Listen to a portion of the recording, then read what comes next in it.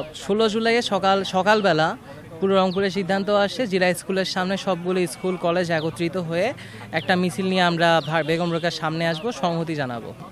আমরা যখন আগানো শুরু করি আমাদের সামনে পুলিশ লাইনসে একবার পুলিশ অ্যাটাক করে, তারা লাঠিচার্জ করে। তো এই লাঠিচার্জের সময় পুলিশের সাথে একটা বাক বিভ্রান্ত সৃষ্টি হওয়ার জন্য কিন্তু মিছিলের আমি একদম মাঝ বরাবর পড়ে যাই। তারপর মিছিলটা আবারও আগানো শুরু করার পর যখন খামার মোড়ে আমরা পৌঁছাই, আমাদের কাছে এই রিপোর্টটাই আসে যে বেগম রোকেয়ার ভিতরে বেগম রোকেয়া বিশ্ববিদ্যালয়ের ছাত্রলীগ তারা সম্পূর্ণ অস্ত্র হাতে অপেক্ষা করতেছে আমাদেরকে অ্যাটাক করার জন্য। নিজের আত্মরক্ষার জন্য আসলে যতটুকু করা সম্ভব গাছের ডালপালা ইত্যাদি ভেঙে আমরা আবারও মিছিলে গেছি। মিছিলের আরও পিছনের দিকে চলে আসছি আমি। তো মিছিল যখন আগানো শুরু করলো, আবারও যখন আমি কেবল আবু সাঈদ চত্বরে পৌঁছাই, তখনকার পার্কের মোড়ে যখন আমি পৌঁছাই, হঠাৎ করে দেখি লাঠিচার্জ শেষ হইলো, সব কিছু একদম বৈদ্যুতিক গতিতে হচ্ছে। একটা ছেলের সামনে যা পুলিশের সামনে সরাসরি দাঁড়াইলো, পুলিশ থেকে শ্যুট করলো 2বার। আমি তখনও চিনি না যে ছেলেটা আসলে কে, যে ছেলেটা কে। যখন ছেলেটাকে 2বার শ্যুট করা হইলো, আমি ভাবলাম যে তখন হয়তো 15 থেকে 20 হাত দূরে আমার মনে হইলো যে হয়তো খুবই নর্মাল কিছু তাকে শ্যুট করছে, রাবার বুলেট বা কিছু গায়ে লেগে ফেটে যাবে। কিন্তু ভিতর থেকে একজন অফিসার চিল্লাইলেন যে এত ক্লোজ রেঞ্জে শ্যুট করিয়েন না। কথাটা শুনে মাথায় আসলো যে যেহেতু একজন সরকারি অফিসার বা প্রশাসন বাহিনী বলতেছে, অবভিয়াসলি এটা ভাইটাল কিছু। তো ওইটা শোনার পরে আসলে আমি দৌড়ে আসলাম, ছেলেটাকে বাঁচানোর শেষ চেষ্টাটা করি। আমি তখন দৌড়ায় আসলাম, ভাইকে তোলার পর ভাই যেহেতু বেগম রোকেয়া গেটের একদম বরাবর দাঁড়ায় ছিল, বেগম রোকেয়া গেটের দিক যখন আমি তাকাই দেখি যে ওই দিনকার যারা শুটার এসআই আমির সুজন আর একজন আনআইডেন্টিফাইড লাল হেলমেট, তারা তিনজনে আমার দিকে তাক করে, মানে একজন তাক করছে আমার দিকে আবারও শ্যুট করবে। তো এই শ্যুট করার মুহূর্তটাতে আমি সাঈদ ভাইকে তুলে আমার হাতের সম্পূর্ণ ডান পাশে নিয়ে নিলাম। আর যেই শ্যুটটা হয়েছিল তখন শ্যুটটা লাগলো আমার গায়ের মধ্যে, তবে একটু পর আবার সাঈদ ভাইয়ের ইম্প্যাক্টটা হয়তো পড়ে যায় আমার হাত থেকে। পড়ে যাওয়ার পর সাঈদ ভাই আবার উঠে আমাকে জড়ায় ধরার চেষ্টা করে, বলার চেষ্টা করতেছিল যে ভাই আমাকে বাঁচা, কিন্তু তার আসলে রক্তটা গলা বা এত দূর পর্যন্ত উঠে আসছে যে তার মুখ থেকে তার কথাটা বের হইতে পারতেছিল না। বিভিন্ন জায়গায় বিভিন্ন বিভ্রান্তিকর কথা ছড়ানো হয় যে সে আসলে মাথায় আঘাত পেয়ে মারা গেছে নাকি অন্য কিছু দিয়ে, কিন্তু আমার নিজ চোখে যেটা দেখা, সে এত কাছ থেকে আসলে শ্যুটটা খাইছিল যে তার ভাইটাল অর্গান সেগুলো সবগুলো একসাথে বাস্ট করে, রক্ত উঠে আসে, শ্বাসকষ্টে সে মারা যায়। বেগম রোকেয়া বিশ্ববিদ্যালয়ের আন্দোলন শুরু থেকে অগ্রগামী ছিল, যেখানে অন্যান্য বিশ্ববিদ্যালয় 16 তারিখ বা 14 তারিখের পরে আন্দোলন শুরু করে, সেখানে বেগম রোকেয়া বিশ্ববিদ্যালয় 7 জুলাই ছাত্রলীগের প্রভাব বলয় থেকে বেরিয়ে আন্দোলনকে কিন্তু গতিশীল করেছে।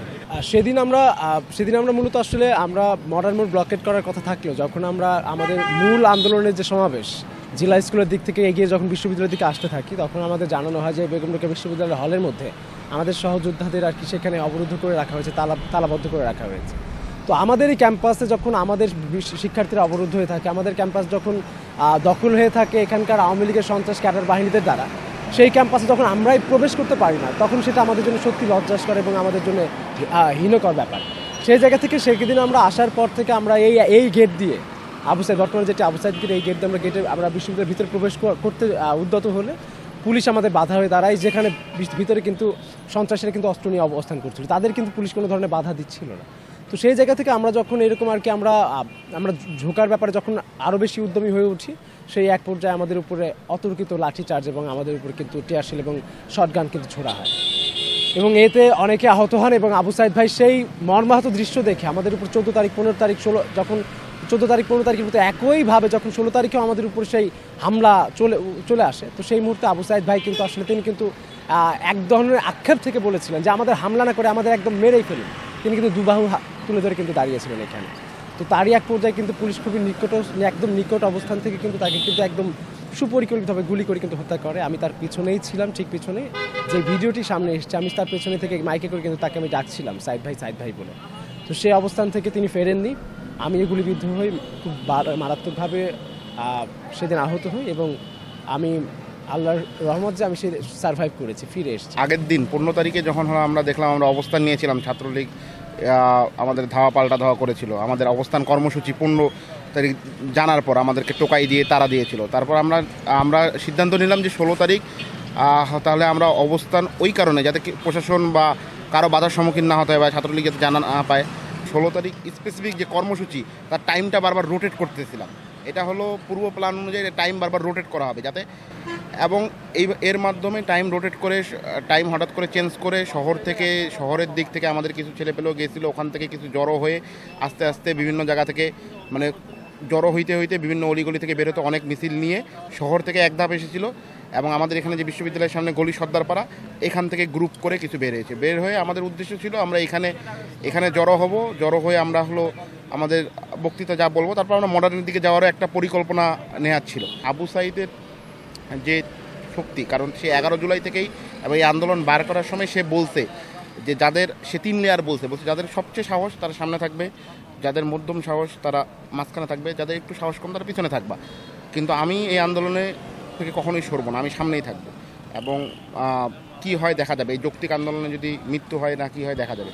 এবং সে তার কথা রেখেছে, সে সাহসিকতার সে পরিচয় দিয়েছে, সে বলছে একটা অটল দাবিতে সে ছিল, কেন অন্যায়ভাবেই হলো তাকে মারা হলো বা কেন সে 11 তারিখ থেকে তার জেদ, সে সরবে না, এবং সে শেষ পর্যন্ত ছিল, এবং একটা নিরস্ত্র ছেলে অলরেডি কিন্তু ফাঁকা হয়ে গেছিলো, তার কাছে কিছুই নেই এবং সে কোনো ডেঞ্জারাস না, তাকে মারার কোনো কারণ নেই, কিন্তু তাদের ইগো এবং এই যে পরিস্থিতি উত্তপ্ত করছে তাদের উস্কানি, ভিতরের আরও উস্কানি যারা ছিল, এখানে আরও প্রশাসনিক কিছু কর্মকর্তা ছিল, তাদের উস্কানিতে মূলত তার এই হত্যাকাণ্ড হয়েছে। বললাম যে আমরা আমাদের ক্যাম্পাসে ঢুকতে চাচ্ছি, পুলিশি বাধা আমরা মানবো না। তো পুলিশ আমাদের আলোচনা না শুনে, আমাদের কথা না রেখে তারা আমাদেরকে কী করলো, যে আমাদের বাধা প্রদান করলো। তো আমরা বললাম যে আমরা একটা মিছিল নিয়ে ক্যাম্পাসে প্রদক্ষিণ করবো, এরপর আমরা আবার শান্তিপূর্ণভাবে মডার্ন দিকে চলে যাব। তো পুলিশ কোনো পূর্ব নির্দেশনা ছাড়াই আমাদের উপরে হঠাৎ করে লাঠিচার্জ এবং টিয়ারশেল গ্যাস নিক্ষেপ করা শুরু করে। এতে আমরা সবাই ছত্রভঙ্গ হয়ে যাই। তো এক পর্যায়ে আমরা সবাই যখন বিচ্ছিন্ন হয়ে যাওয়ার পরও আবু সাঈদ এই জায়গাটা কিন্তু সে ত্যাগ করেনি, সে আমাদেরকে বীর দপে বারবার করে ডাকতেছিল যে সবাই আসো, একত্রিত হও। তো এই কথা বলার পর আমরা সবাই আবার বিভিন্ন দিক থেকে যারা এদিক বিচ্ছিন্ন অবস্থায় ছিলাম তারা আবার একত্রিত হই, আবার আমরা আবু সাঈদ এখানে সামনে আগে আসে। তো বারবার যখন আবু সাঈদ আমাদেরকে সবাই ডেকে সামনে নিয়ে আসতেছিল, তো ও খুবই বেশি সামনে চলে আসতেছিল। পুলিশ এই দিক থেকে আমাদেরকে টিয়ারশেল গ্যাস, পাথর সব কিছু নিক্ষেপ করতেছিল। তো পুলিশ যখন বারবার করে এগুলো করতেছিল, আমি তখন আবু সাঈদকে ডিভাইডে পার হয়ে যখন সে একেবারে সামনে চলে আসছে, তখন আবু সাঈদকে বলি যে বেশি আগে যাস না, তোকে গুলি করবে।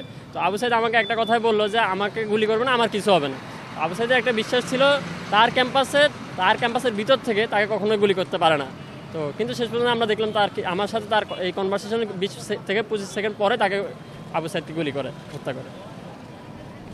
আপনারা দেখেছেন এই আন্দোলনকে দমাইতে গিয়ে আসলে সরকার এবং প্রশাসন যত বেশি কঠোর হয়েছে তত কিন্তু আন্দোলন শক্তিশালী হয়েছে।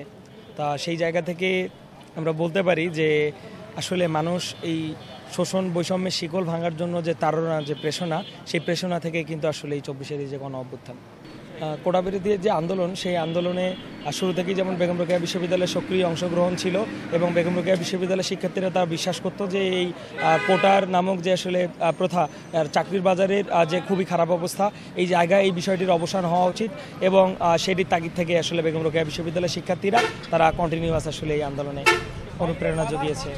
যখন আসলে এই সন্ত্রাসী আওয়ামী লীগ, খনি লীগ, যুবলীগ সহ বাইরের এবং প্রশাসনের পুলিশ লীগের যে বাধা, সেই বাধা কিন্তু আসলে আন্দোলনকে, এবং তাদের বাধার কারণে আসলে যে ক্ষোভের সঞ্চার হয়েছে, আর সেটি থেকে কিন্তু আন্দোলন আরও বেশি স্পিড পেয়েছে।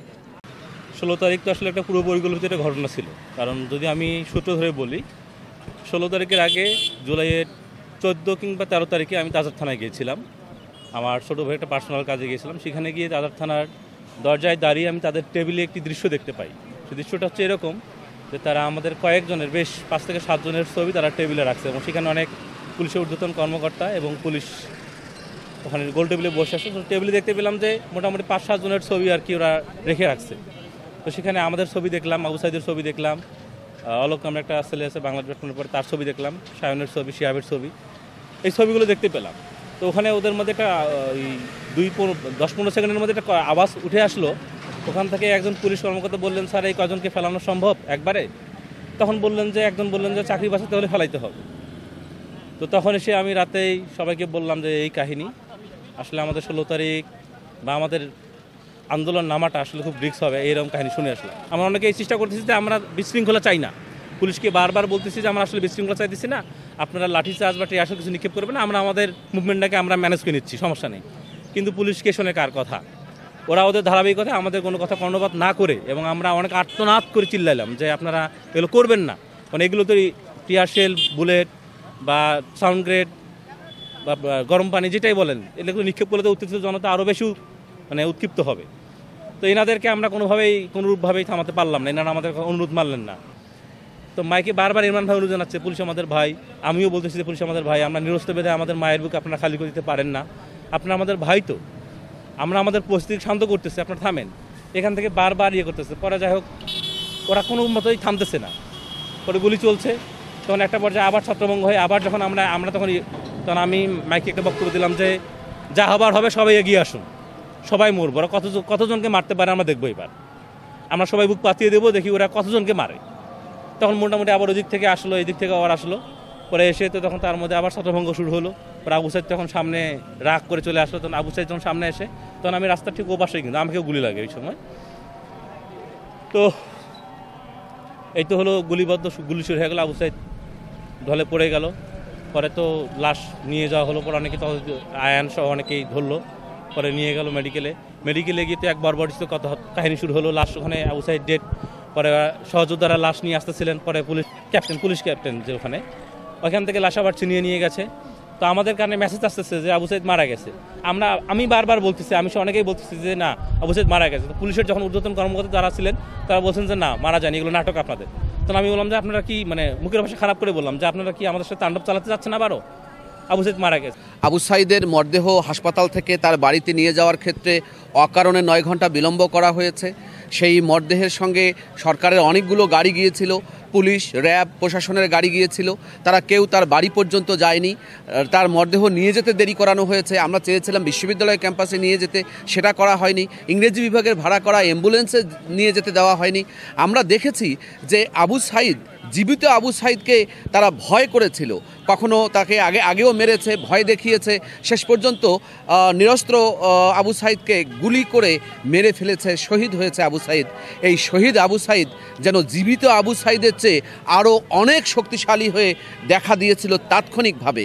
ফলে তারা এই শহীদ আবু সাইদকে যেন আরও ভয় পেয়েছিল, এতটাই ভয় পেয়েছিল যে তারা তার বাড়ি পর্যন্ত যাওয়ার সাহসটুকু পর্যন্ত পায়নি। সেই তার বাড়ির পাশে যে বাজার, মাত্র 500-600 গজ দূরে, এই জায়গা পর্যন্ত এই বিশাল গাড়ির বহর গেছে। তার বাবা মাকে সান্ত্বনা দেওয়ার জন্য যাওয়ার মানবিকতাও হয়নি, সাহসটুকুও তাদের হয়নি।